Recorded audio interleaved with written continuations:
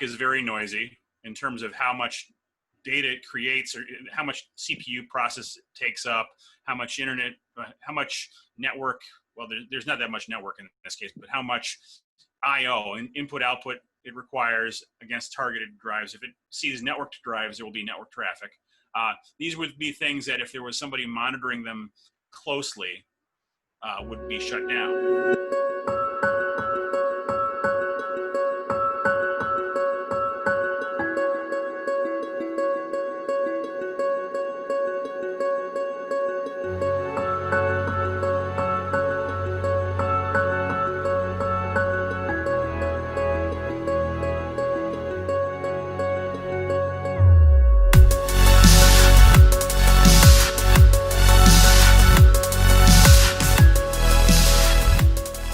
Today, I have a special guest from Sophos. His name is Son. He's a senior threat researcher at Sophos.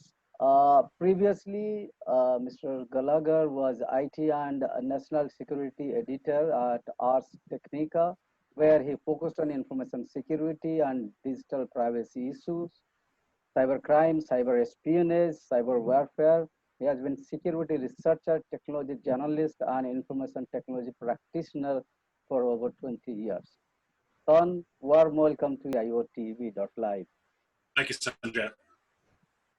ProLock, a quirky, destructive ransom with troubling aftershocks.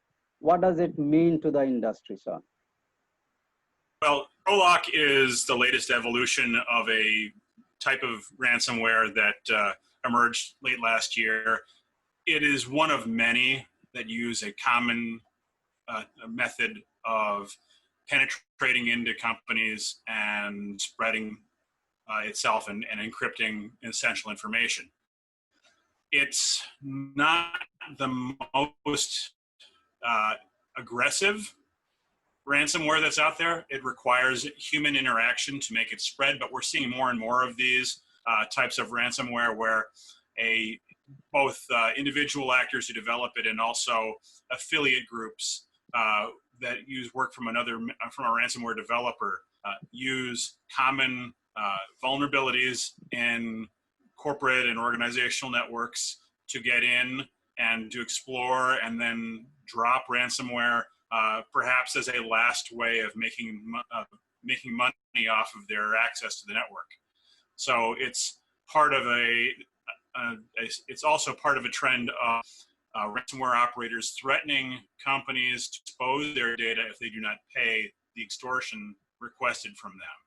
In this case, ProLock has told victims that they will post their sensitive company data on social media and in other places if they don't pay. And that follows the trend that was set by the Maze ransomware group and Revil and some other groups that pioneered that towards the fall of last year.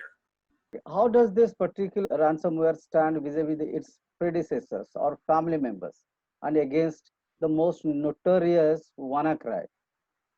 Well, unlike Wannacry, this ransomware does not spread itself. It does not have lateral motion. It cannot move around in a network by itself. It actually requires someone to have gained administrative access to the network it attacks, and it is spread through a combination of scripts and Windows internal tools. So they use things like PowerShell and scripts that run with PowerShell and common tools like Mimikatz, which is a password stealing tool, and things like that to gain a foothold in the network and then spread. And they generally arrive either by leveraging some other malware that has infected the network, such as the Quack bot, banking Trojan, or by exploiting remote desktop protocol, finding a remote desktop protocol server that's exposed to the internet that doesn't have sufficient security, or that they've stolen credentials through phishing, as is sending emails that convince a user to give up their user credentials, and then they use those to gain entry. All right. And as far as its destructiveness goes, it's not as this particular ransomware only targets larger files, files over 8 kilobytes in size. Part of that may be for speed, but also it does go through and shut down and target enterprise applications. So things like accounting software, major databases, and things like that as part of its running script.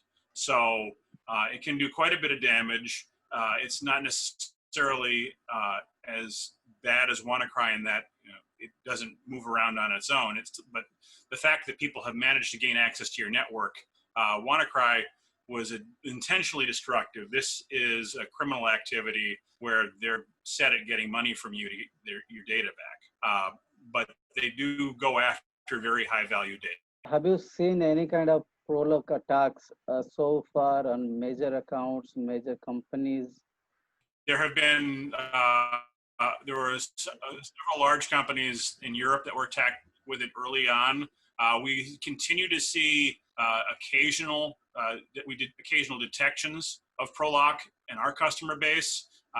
The activity has died down somewhat overall, and I think that's partially because of the fact that the ransomware in this case, unfortunately, when people have paid the ransom, they have gotten a decryptor that actually corrupts the data in the process of decrypting it. So I believe the developers have scaled back what they've been doing because word has gotten out that even if people pay, in this case, they may not be able to get their data back because it gets corrupted. So while we still see it being active, it is not as active as it was in March and April. There was a spike of activity that we detected in June, but it was a relatively small spike.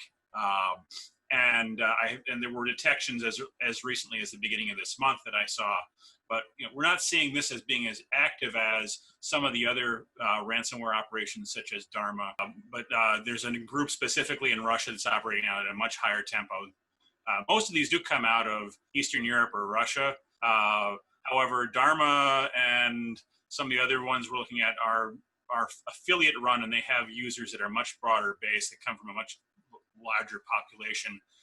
We're fairly certain that the ProLock operators are in Russia, but in this case, I think they've gone back to the drawing board to redevelop it.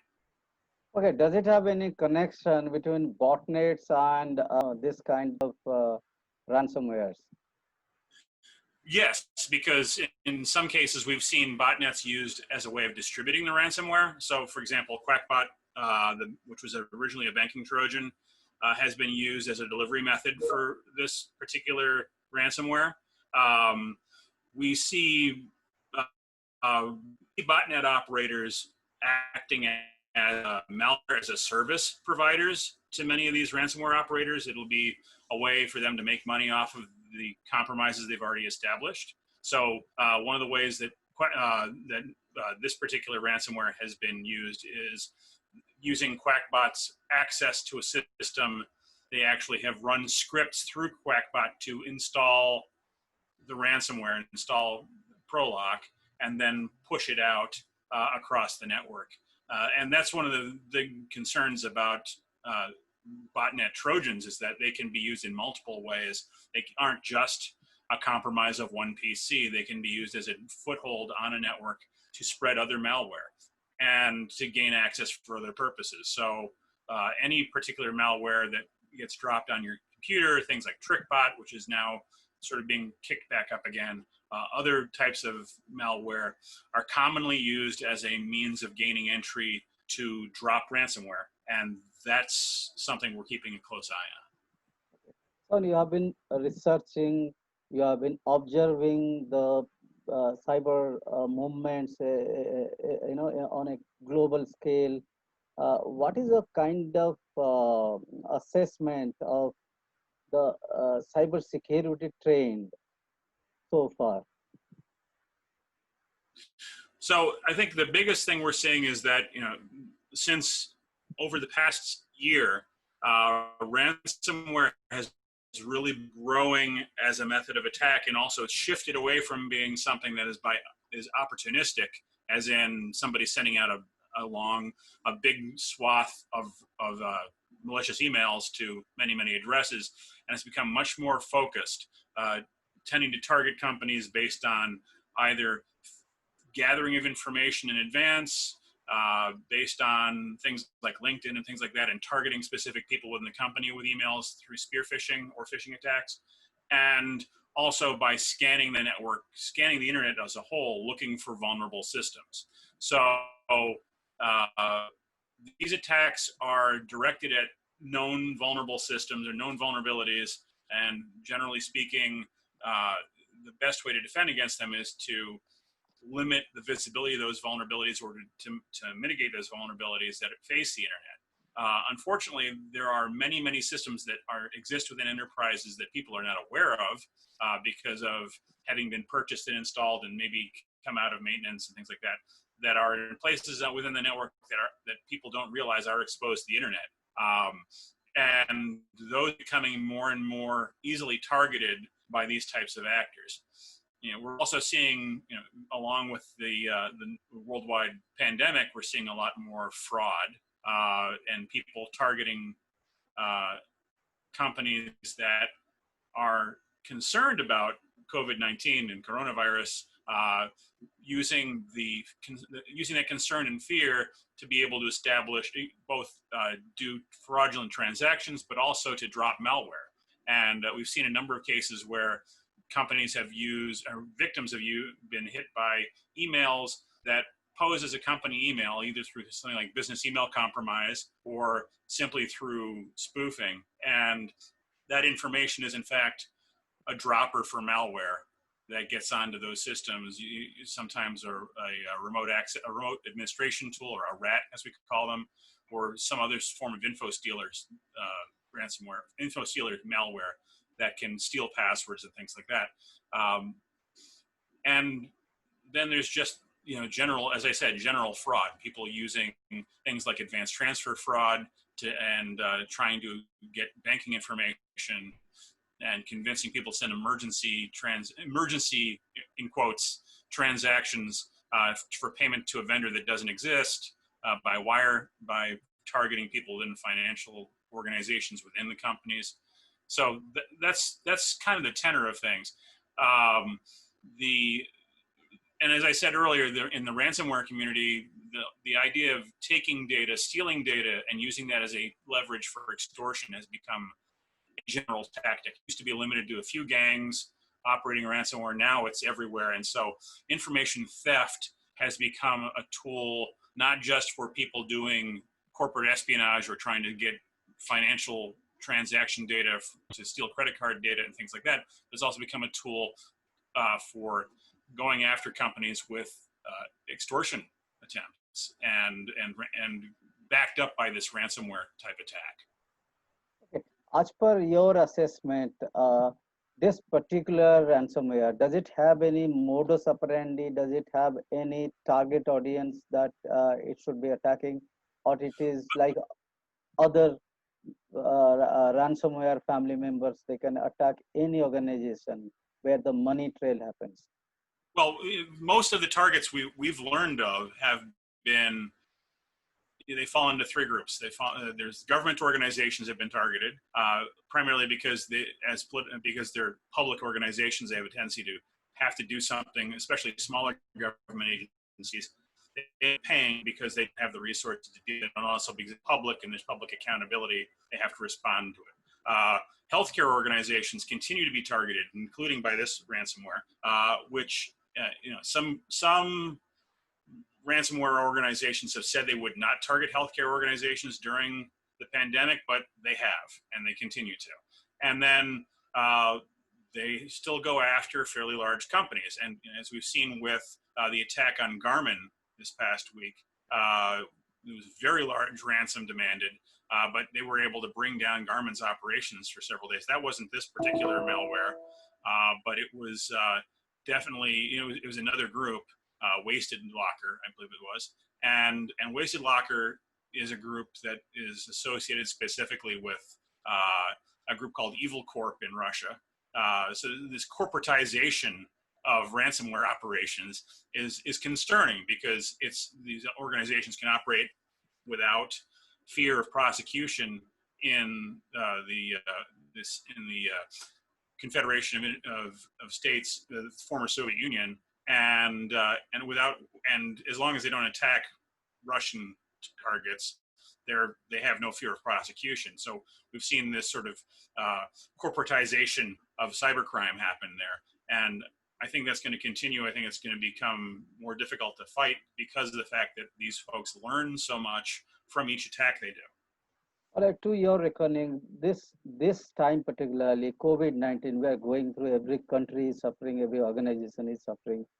I don't think this is conducive or ideal for any kind of attack. They don't find any kind of financial benefits because the industry is not in good shape. Finance is not also in good proportion. So is it because they want to create kind of havoc in the market, create a name in the market they are doing, or still they are following the wealth or the money? Well, I think it's largely still the money, and that's because a lot of these actors assume that the companies they attack have insurance, and the insurance will pay some, if not all, they make. And process, they do understand that companies don't have as much money as they might have otherwise, but they're still going after them fairly aggressively. And I think part of the reason is because since so many companies have people working from home and they have reduced staff on board at their IT operations on a daily basis, and there's more focus on providing connectivity for people who have to work from home, or for people who have to, or overseas associated with companies that need to connect. And there's less focus on the actual security day to day, I think, in some cases, but also because people aren't on staff and on watch within data centers and things like that at companies large across the board. Because of the pandemic, it offered a greater opportunity for them to act. For example, ProLock is very noisy in terms of how much data it creates, or how much CPU process it takes up, how much I/O and input/output it requires against targeted drives. If it sees networked drives, there will be network traffic. These would be things that if there was somebody monitoring them closely, would be shut down. But because they are able to go after organizations when people are not present at night or on a weekend, or just because there's nobody in the office to watch these systems directly, and they're more looking at the perimeter security than internally, they are able to achieve these attacks more easily. And also, a number of these attacks are focusing on spear phishing or phishing people's credentials, because more people are accessing things remotely. They are more prone to having their credentials stolen if they're operating, say, from a home computer or from some other device that may not have corporate protection. So they are, they're using this crisis, they're using this global pandemic as an opportunity to catch organizations when their defenses are low. And even though there isn't as much financial reward out of any given victim, because there are so many that are exposed, and because it is so easy to penetrate these organizations because of the gaps in their security, especially around RDP, they make it up on volume. And they're also relying on the fact that many companies will have cyber insurance. And cyber insurance, offer cyber insurance often encourage payment as part of a way of mitigating the overall cost of the ransomware. So they know that if a company has cyber insurance, they will get paid. It may not be all of the money, but they'll get paid some. And for many of these organizations, they don't need that much money to make a profit off of a single ransomware attack. When you say cyber insurance, is it available everywhere in every country, in every region of the world, or it is particularly to some countries, maybe in the US or Europe? It's definitely available to companies in the United States and in Europe, and it depends on from country to country how insurers work. But I'm fairly certain that most global insurers offer some form of cyber insurance. It's the same with any kind of insurance. They require, some of them require some checks of systems to ensure that to figure out what the odds of an attack are, right?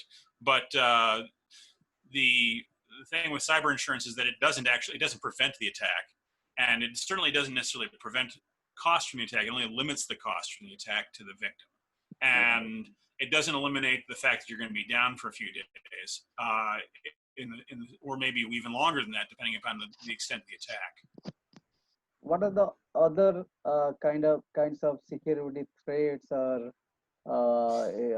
attacks you are observing may come on our way going forward? Because the pandemic is not over.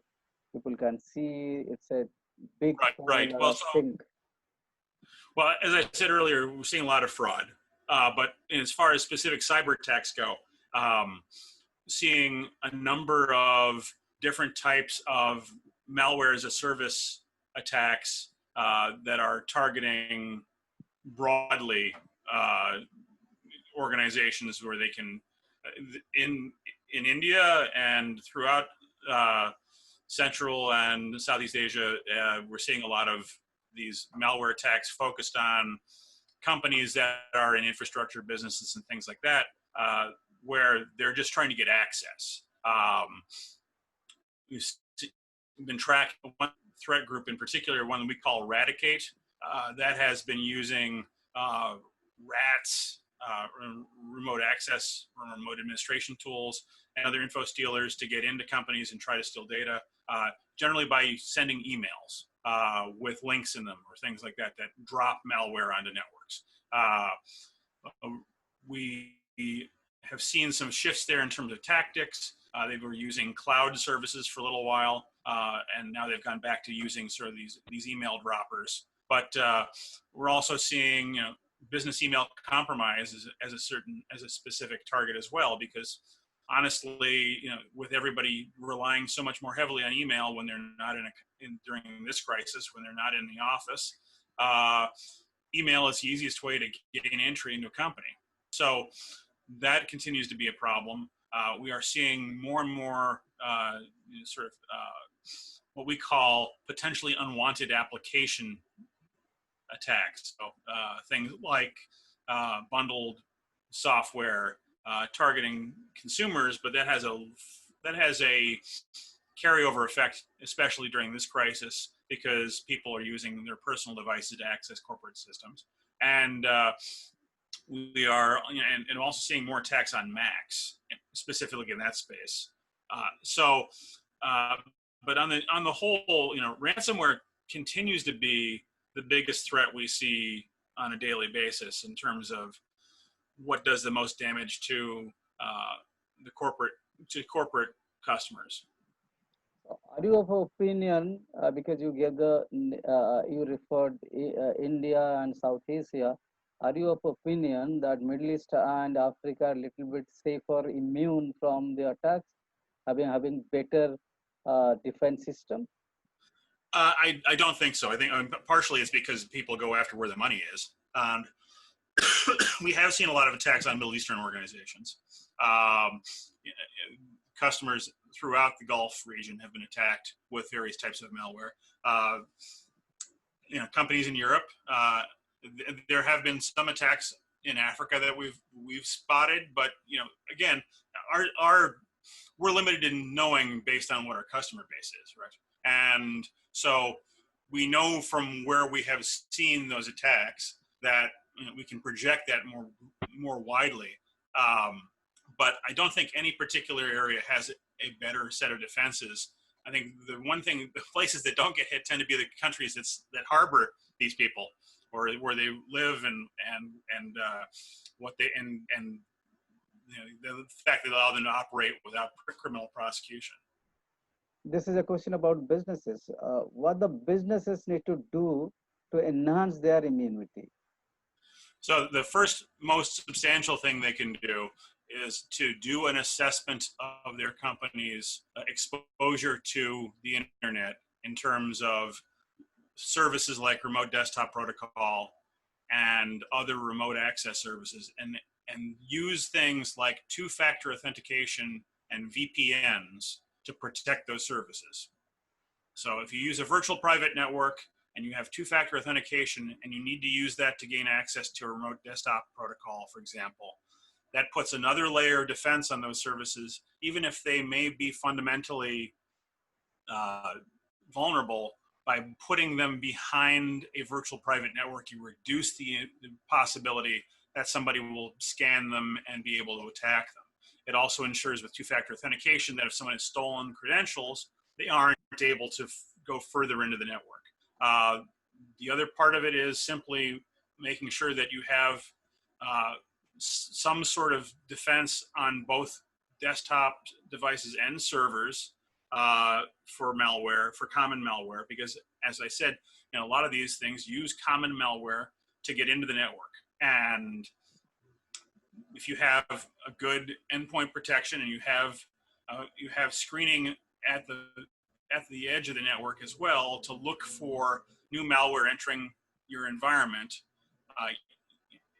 it gets rid of 99% of the problem. And the last thing is to make sure that you follow through with patching as much as possible. And often I know patching is impossible for some applications because they're dependent upon older systems. In those cases, you need to find ways to mitigate the risk for those systems and either put them on isolated networks or put them behind VPNs and do other things that prevent people from gaining access to them and exploiting them. So, the CISOs, Chief Information Security Officers, are the guardians of the enterprise security. So what do they need to do to reduce attacks or marginalize the vulnerability that the company may have? I think the first step to fixing anything at the CISO level is knowing what the problem is and where the problems are. And so doing a good audit, doing a full audit and doing internal threat hunting, having folks look within your network to find where things are vulnerable, having a good knowledge of where all of your services are, having people take an external look at your network and seeing what is exposed is a first step. Because if you don't know what you have that's vulnerable, you won't be able to stop it from being exploited. And then from that step on, instituting best practices in terms of implementing virtual private networks and two-factor authentication or multi-factor authentication for people who need to access the network from externally. And I know that's an even bigger job now with the pandemic, but having multi-factor authentication of some sort really cuts down on the stolen credential threat. Implementing virtual private networks at the boundary to keep access to, and instituting a review of all that is dependent upon unpatched systems and finding out how to migrate off of those things and regularly and having a good patching process in place to every Patch Tuesday, looking at what's come from Microsoft, looking constantly at the alerts from various vendors and updates from various vendors. And in the case of open source, really keeping track of what's going on with open source projects. One of the problems we've seen in ransomware is that there are many companies that have software that was built by a vendor based on open source or was built by a contractor based on open source technology that has not been updated because the companies were unaware of the fact that they had open source software within their network, and it's aged. And it's similar to what happened with OpenSSL and things like that. People are unaware. So I think that's the best possible step. Those are the best possible steps for a CISO to take to make sure that their company is secure, is to have a constant review of what is there and find ways to mitigate the problems of those things as quickly as possible and as effectively as possible. All right. So with this, I come to the last question, which is pretty critical on your research. So what is your threat research mechanism? If you can tell me in few lines, and how does it reflect the entire situation and the veracity of the report as well? Well, we do our threat research through a number of channels. We have internal threat hunting researchers who I work with, as well as our MTR team, our managed threat response team, and also our product engineers. We get data from our customers. And when we see something that is new, we instantly have in Sophos Labs and look at ways to block it, mitigate it, learn what we can from it, and push that back out to our customers. So in the case of ProLock, we actually stopped this attack when we first found it because of part of Intercept X we call CyberGuard, or CryptoGuard, pardon me. And CryptoGuard caught ProLock attempting to encrypt files.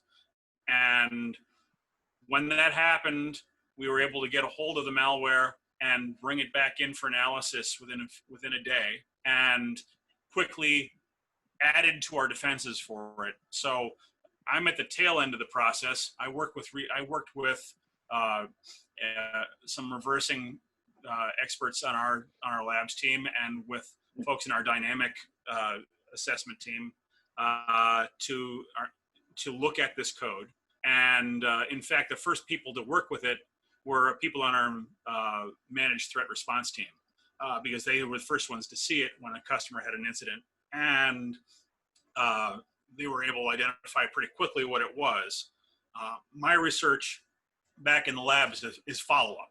So I work with folks in our labs in Vancouver and in Hungary, and in